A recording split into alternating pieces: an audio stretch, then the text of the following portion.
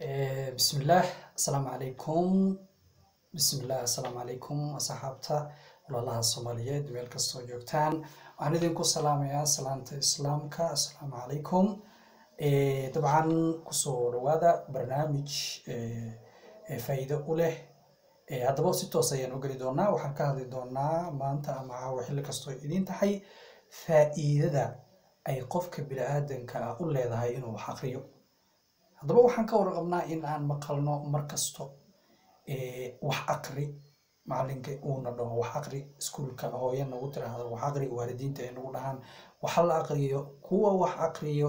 ayaa ah kuwa hogaamin doona wadanka bari kuwa wax aqriyo waa maantay qofka wax aqriyo waa hogaamiyaha bari dalka kuwa maanta wax aqriyo waa taajiriinta kuwa taajirada noqon doona caalamka kuwa maanta wax aqriyo waa kuwa wax hagi doono caalamkan oo idil inta qof ee hadda aad ogtahay madaxweyne ah waxay ahaayeen akhristayaal dadka aad ogtahay inay guuleysteen waa akhristayaal haddaba waxaan ka hadlaynaa dhowr qodob oo aan markaasi soo eegnay ama baaritaano ku soo sameeyay faa'iidada ay u leedahay qof walbo inuu wax aqriyo ayaan dhowr qodob ka sheegnaa haddaba haddii la dhaho aqri qofkii waxaa loo baahan yahay wixii inuu garanayo faa'iidada ay u leedahay haddaba maanta waxaan ka hadlaynaa ilaa dhowr qodob oo ku sababsan faa'iidada ay leedahay qofka bini'aadanka ah inuu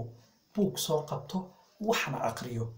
waxaan dareemayaa aan ogahay inaad leedihiin war Ismaaciilow maad nala wadaagtid faa'iidadaas haddaba faa'iidada waa tan qodobka ugu horeeyo waxay tahay acquire knowledge waxuu qofka wax u bartaa qof walbo bini'aadan ah inuu cilmi ama aqoon helo taasoo naftiisa wax ka bedasho aqoonta ayaa waxa qofka markuu helo waxuu noqonayaa qof adduunyo aqro liibaanay haddaba waxaan ognahay bini'aadanka inay yihiin kuwa hadda maanta joogo haddii ilaahay uu qadaro 500 amaba shanta qarni ee soo socoto bini'aadanka maanta nool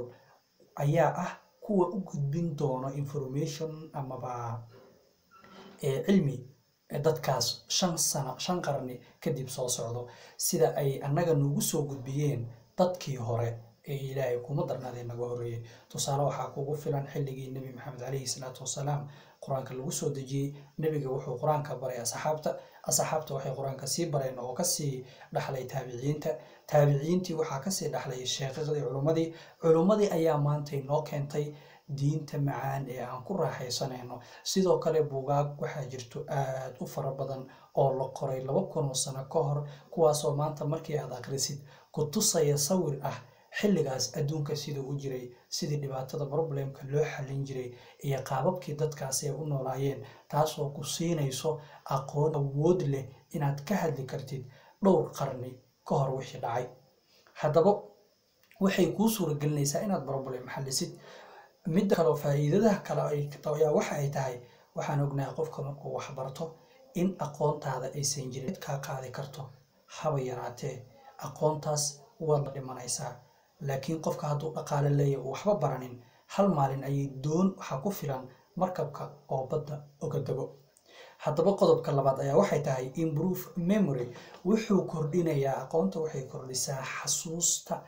qofka bini'aadanka ah xasuustiisa ayay kor u qaadaa markaad buug soo qabatid oo aad xogaa wax akhrisid waxaa kuu suuragelayso in maskaxdaadii qaybo ka mid oo hurday ee laga yaabo inay wax hilmaameen ay xasuus badan galaan waxay ku soo xasuusinaysaa 20 sano ama 10 sano ka hor waxyaabihii aad samayn jirtay sababtoo ah qofka markuu wax aqrinayo focuskiisa ama concentrationkiisa ama attentionkiisa dhan buugga ayuu aadayaa waxaa suuragal noqonaysa markaasi maskaxdii oo dhan inay ready u tahay wax badan oo waxayn karo haddaba historyga sidaan idiin sheegay oo kale iyo backgroundka ee qofka markuu aqriyo waxaas ayay u kordhinaysaa qodobka saddexaad ayaa waxay tahay oo faa'iidada ay u leedahay waxbarinta bini'aadanka critical thinking analyze qofka markuu wax aqriyo maskaxdaada waxay ku diraysaa problem aan caadi ahayn oo xataa aadan ku fakirin inaad xallisid ayaad xallinaysaa tusaale waxaa kugu filan markaa iskuulka dhiganayno xisaabaadka qaarna la siiyo xisaabaadku way kala adag yihiin qofka markii xisaab la siiyo oo la dhaho ka shaqaysi iyo markii la siiyo history ama markii la siiyo biology isku si uma fakiro qofka markuu xisaab loo dhiibo maskaxdiisa aad ayay u shaqeysaa waxay dadka dhahaan almost wuxuu isticmaalayaa 30% ama 100% maskaxdiisa si uu jawaabta u helo oo dee u raaco ilaa meesha xisaabta ay ku ekayd haddaba critical thinking kaas waxay ku suuragelinaysaa inaad caqabado fara badan oo xal loo lahaa aad xal u siisid maskaxdii ayaad dagaal gelinaysaa maskaxdii hurday ayaad leedahay kac oo ka shaqaysay faa'iidada afraad waxay tahay advanced your career waxay kor u qaadaysaa hamigaada waxbarasho hamigaada nololeed ee ah inaad adduunka ka gaarto waxaan ognahay qofka intuu wax aqriyo ayuu wuxuu helaa in ka badan waxay dhahaan Englishka the more you read the more you know in badan qofka hadduu aqriyo wax badan ayuu garanayaa waxa u suuragelayso vocabularies wax la dhaho meelayo cusub fara badan in uu markaasi garto waxa u suuragelayso qofkaas oo aan ognahay wax la dhaho promotion waa la dalacsiinayaa qofka markuu yahay qof wax kuwa dadka wax aqriyo hadda baaritaanada waxay tusayaan 80% dadka la dalacsiiyo waxay u badan yihiin kuwa si fiican wax u aqriyay kuwa luqadooda ay fiicnayd vocabulary-gooda uu fiicnaa company-ga uu arko inuu yahay kuwa meel weyn geyn kara company-ga sababtoo ah qofka markuu naftiisa horumariyo ayaa waxa uu horumarin karaa danta dadaha kale ama company ama wax horumarin karaa marka qofka markii employerska ama shaqada uu booskaada ku arko inaad tahay qof wax yaqaano wuxuu ku suuragelinayaa inuu ku dhaho haddii aad ahayd supervisor manager uu ku geeyo manager haddaad ahayd uu kaa dhigo coordinator haddaad ahayd laga yaabo xataa in lagugu daro dadka la dhaho cooperate level oo ah dadka meesha saro company-ga ka joogo decision makerska ama dadka go'aamiyo in lagugu daro taas oo ay ku keentay waxbarashadaadii iyo aqoontaadii faraha badneed qodobka shanaad waxay tahay faa'iidada shanaad improve writing skills wuxuu kor u qaadayaa xirfadda qoraalkaada tusaale markaad aqrisid buugaag si fiican loo qoray oo ay qoreen dad aqoon leh dad cilmi leh dad waqti badan geliyay dad ilaahay kuma darnaaday buugaag diyaarsan buugaagtaas qofka markuu aqriyo waxay ka dhisayaan sidii qoraalkii quruxda badnaa ee buugga inuu qofka wax u qoro waxa ku suuragelayso in sidii paragraafkii loo sameyn lahaa sidii deeqsa ognahay luqad qoraalku wuxuu leeyahay sharci sidii wax la dhaho comma full stop waxaasoo dhan buu qofka ka barayaa waxay suuragelinaysaa markaas qofka in qoraalkiisa uu aad u qurxanaado oo uu noqdo qoraal maasha Allah ah sababtoo ah wuxuu ka baranayaa wax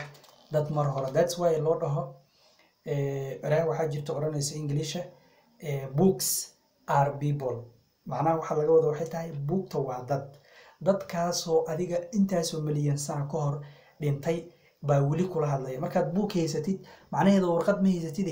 qof baad la sheekaysanaysaa hore just ilaa qof kale aad la sheekaysanaysid bay la mid tahay buugga lagu sheegayo haddaba waa qof qodobka lixaad baa wuxuu yahay reduce stress and anxiety wuxuu yaraynayaa stresska waxa la dhaho qofka markuu wax barto oo wax aqriyo waxa ka yaraanayo stresska iyo anxiety-ga arintaas waxay suuragelinaysaa wixii inuu qofka ku fakiro taas waxa keenayso qofka markuu buug aqrinayo focuski si dhanaagalayo marka wixii negative thoughts ka ah waxay ku bedelmayaan qofka inuu nabad helo in ilaahay kuma darnaaday uu ka fakiro buugga uu aqrinayo ma ku fakirayo waxyaabo xun naftiisa iyo sheedana lama sheekeysanayo buuggi ayuu la sheekeysanayaa oo ah qof buugta waa dad okay improve tan waa ka hadalnay positive inspiration and motivation kan marka waxay tahay markaad aqrisid buugaagta ku sababsan motivationka ama waxa la yiraahdo dhiirigelinta waxay ku siinayaan rajo wanaagsan waxay ka tirtirayaan niyad jabidii waxay ka tusayaan nolosha wanaageeda dhankeeda wanaagsan ayay ku tusayaan waxay ku tusayaan waxyaabo dhibaato dhici jirtay iyo qof problem soo maray iyo markii ugu dambeysay guushi oo ku dambeeyay that's why loo dhahay buugaagta waxay kordhiyaan dhiirigelinta gaar ahaan buugaagta dadka dhiirigeliyo waxa kale ee kor u qaadayaan wax la dhaho conversation skills waxaa xaqiiqa qof walba intuu aqoon u leeyahay buu hadlaa inaan fahanno waa muhiim qof kasta intuu aqoon u leeyahay buu hadlaa markaad wax akhrisid waxa kuu suuragalayso haddaad technology akhrisay technology-ga dadka inaad kala discuss garayn karto adigoo awoodeedii leh kalsoonideedii leh wixii aad soo akhrisan yaqaano dadka haddii ay ka hadlayaan politics ama siyaasad oo aad soo akhrisay buugaag ku saabsan siyaasad iyo dadka iyo qaabka siyaasaddu ay u shaqeyso waxaa kuu suuragalayso aad helaysaa kalsooni iyo awood buuxdo oo aad doodaas kaga qayb gashid kaasoo aad ku qancin kartid dadka markaasi ku dhageysanayo amaba adiga dhan walba oo ay tahay waxay kuu suuragalinaysaa sababtoo waxaan ognahay qofka wuxuu kala discuss garayn karaa amaba uu la hadli karaa wuxuu yaqaan kama hadli kartid waxaadan garanaynin marka aqrintu waxay halkaas ka ciyaaraysaa door aad u qurux badan oo muhiim ah marka isku day mar walbo inaad wax akhrisid si noloshaada aad u bedeshid waxaa kaloo ay jirto wax la dhaho improve intellectuality aqrinta waxaa la xaqiijiyey baaritaano ay sameeyeen saynisyahanada 90% qof walba qofku ka aqrin badan yahay wuu ka aqli badan yahay waxay dadka xaqiijiyeen dadka aqliga bugaagta aqriyo inay la imaadaan go'aano aad u qurxan inay noloshooda sameeyaan waxaa yaraanayso inaad samaysid go'aan